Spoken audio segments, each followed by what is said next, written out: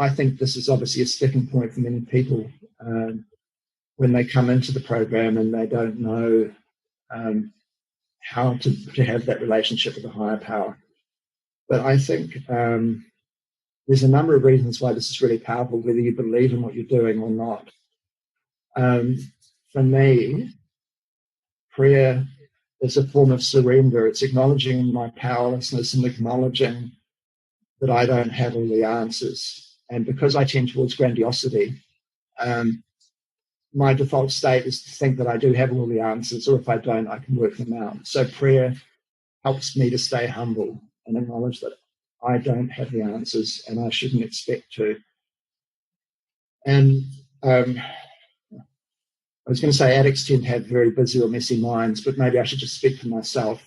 But I can ruminate a lot, and my thoughts can go whizzing around my head so quickly that I'm not really sure what I'm thinking. I can get very confused. But prayer and meditation is a way for me to start the day by slowing my mind down, getting it in a good space before I go out into the world. One interesting thing in the HOW program, there's no restrictions or instructions as to how you should or shouldn't pray or meditate.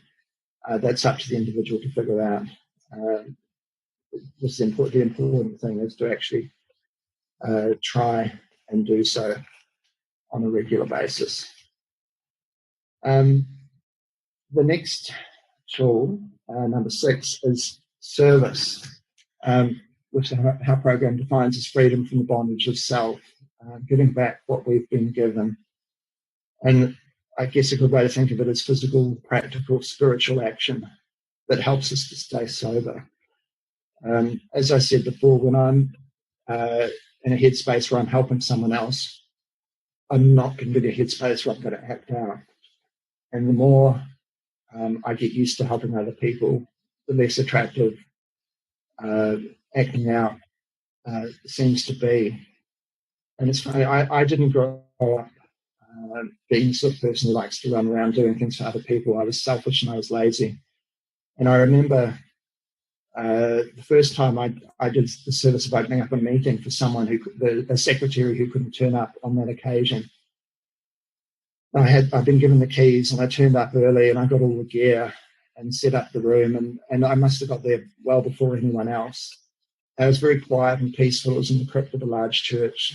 And I had just the most wonderful feeling of caring for and helping the other people in that meeting. It was a really nurturing kind of feeling, and I really hadn't experienced anything like that before, except maybe sometimes in relationships, but not, I don't think, in such a healthy way. It just really made me realize how amazing service can be if it's being done for the right reasons. And I have to watch that I don't do service out of a feeling of obligation, because then it stops being fun and it stops being spiritual. The key is to want to help other people. And I've learned that most definitely helps me stay sober. So for me, service is putting someone or something else before what I want.